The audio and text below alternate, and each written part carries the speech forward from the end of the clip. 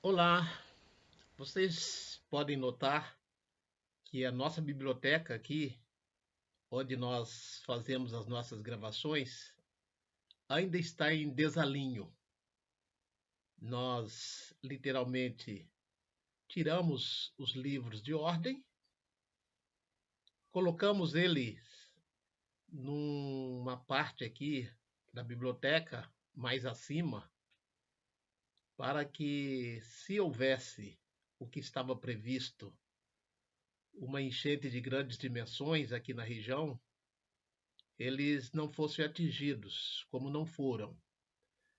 Quero dizer que em 2008 as águas chegaram aqui até a nossa biblioteca e nós perdemos alguns exemplares. Então, nós resolvemos, né, colocá-los nas prateleiras mais acima e ainda não os colocamos devidamente no lugar. Até porque Santa Catarina, esse ano, está batendo recorde de chuvas, de alagamentos, em virtude do El Ninho, é certo, mas também em virtude do que nós vivemos aí nesses últimos anos, aquecimento global e o meio ambiente está se manifestando de diferentes formas. Então estou justificando, né, por que nossa biblioteca está em desalinho, mas antes do final do ano nós vamos recolocá-los. Nós estávamos usando uma outra parte da casa, uma outra sala, mas confesso que é deste lugar que eu gosto mais de falar, de africanidades, de conversar, de responder questões. E essa semana também nós estamos em luto porque faleceu um dos maiores, se não o maior africanista brasileiro. Africanista somos nós, pesquisadores de África, que não somos africanos. Então, nós que não somos africanos, mas que pesquisamos África, somos conhecidos como africanistas, como aqueles estrangeiros que investigam, que pesquisam a história do Brasil, são chamados de brasilianistas. Então, nós essa semana perdemos Alberto da Costa e Silva, que foi historiador, jornalista, poeta, literato, embaixador do Brasil em alguns países da África. Já apresentamos aqui algumas obras dele, inclusive A África Ensinada aos Meus Filhos, um livro que ele escreveu basicamente para explicar a África aos adolescentes.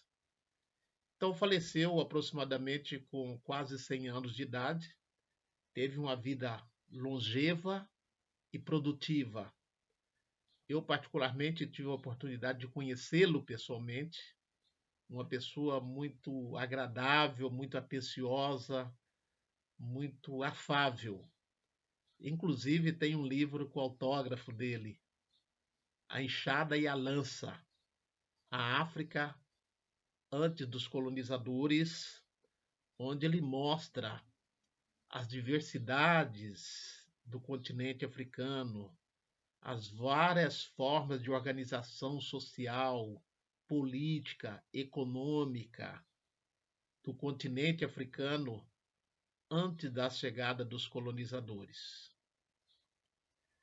E foi Alberto da Costa e Silva também que nos ensinou que o Brasil foi civilizado pela África. O que isso quer dizer? Que de todos os povos que vieram ou foram trazidos para cá, como os africanos que foram trazidos na condição de escravizados, foi o continente africano que mais influência trouxe para o Brasil. Até porque, no século XIX, o Rio de Janeiro era a cidade mais africanizada das Américas. E nós não podemos esquecer que o Brasil foi o último país das Américas a abolir a escravidão.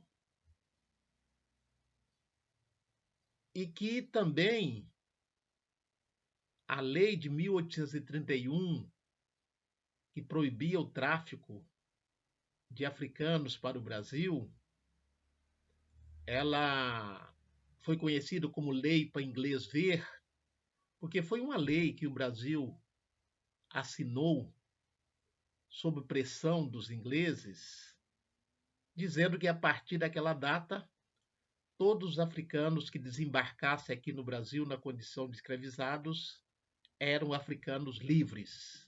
1831.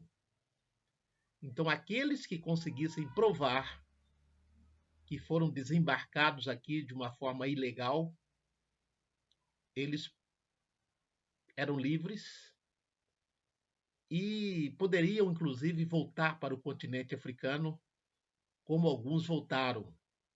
Nós também já tivemos a oportunidade de falar aqui dos retornados, sobretudo para a África Ocidental, a região do Benin, a região do Togo, região da Nigéria. E depois veio a Lei Eusébio de Queiroz, de 1850. Apesar da Lei de 1831 e da Lei de 1850, proibindo o tráfico, continuaram entrando africanos escravizados no Brasil de forma ilegal. Então, eu quero dizer que a presença africana no Brasil, conforme Alberto da Costa e Silva e outros historiadores, pesquisadores, antropólogos, antropólogas, sociólogas, sociólogos, é marcante. Embora nós desconheçamos muito dos africanismos existentes na nossa sociedade. Alberto da Costa e Silva foi um dos pesquisadores que fez questão de evidenciar as africanidades brasileiras. Nós vamos então trazer aqui algumas palavras de origem africana que está no nosso cotidiano, que está no nosso vocabulário, embora muitas vezes nós nos damos conta desses africanismos, dessas africanidades. Para isso, nós vamos usar aqui o livro do Ney Lopes, né? Novo Dicionário Banto no Brasil, né? E também vamos utilizar também do Ney Lopes, Enciclopédia da Diáspora, Enciclopédia Brasileira da Diáspora Africana.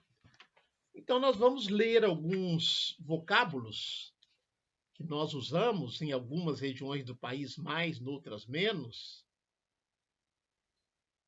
e às vezes não nos damos conta de que são palavras de origem africana. Por exemplo, angu. Nós que nascemos no Sudeste, no Nordeste, no Centro-Oeste, conhecemos muito o angu. Na nossa família, lá em Minas, o angu era uma comida cotidiana de almoço e janta. Aqui no Sul, o que mais se aproxima com o angu é a polenta. Então, angu, a definição: pirão ou papa de farinha de milho, arroz, mandioca ou banana cozida, de origem africana, mas de etno controversa. Em algumas línguas do grupo Banto, um elemento nhingu entra na composição do vocabulário correspondente em português a milho, maçangu em quimbundo, ungu em quimbundo.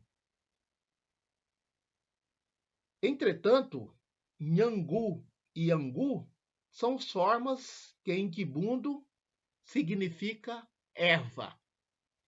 Então veja aqui a origem da palavra angu está ligado ao grupo dos falantes da língua ou do radical bantu, da região da África centro-ocidental. Uma outra palavra, arenga. O que é uma arenga? É um discurso prolixo, enfadonho, uma discussão prolongada.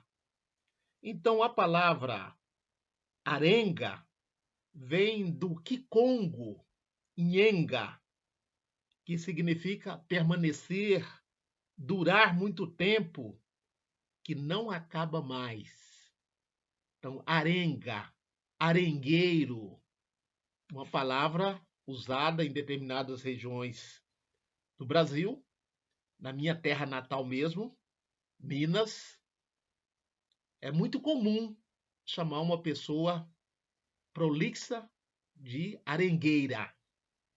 Babaca. O que é babaca? Um tolo, um boboca, não é?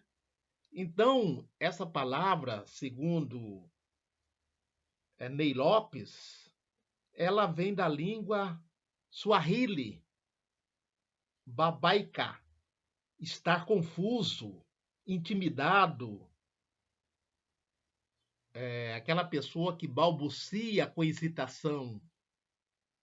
Então, a língua Swahili, mais da África Oriental, né? Que também foi uma língua muito comercial na região de Moçambique, né? da África Oriental, a palavra babaca, muito conhecida nossa, tem essa ligação também com a sua origem africana. Bagunça. Todo mundo sabe que é bagunça. Uma desordem, uma confusão, uma baderna. E essa palavra, segundo a pesquisa desse pesquisador, Ney Lopes, ela vem do Kikongo, bangunza, que significa esse movimento, essa confusão, essa desordem. Uma outra palavra conhecida nossa, banguela. Sabe que banguela é a pessoa com falta de dentes, né? E, segundo as pesquisas, está relacionado com a palavra benguela. Benguela, né? De nhenguela, quer dizer chifre. Nhenguela quer dizer chifre. Banga, dente canino. Então, daí Ney Lopes procurando reconstituir ou buscando a etimologia de algumas palavras usadas em português, sobretudo do português falado aqui no Brasil, que tem origem africana. Banzé. Banzé é usado em algumas regiões do Brasil para falar de confusão, gritaria, tumulto. E, segundo Lopes, banzé vem de bezenguele, ruído, bezenguele ou bezenguelê, ruído. E para nós aqui ficou banzé. Está fazendo um verdadeiro banzé, uma verdadeira gritaria.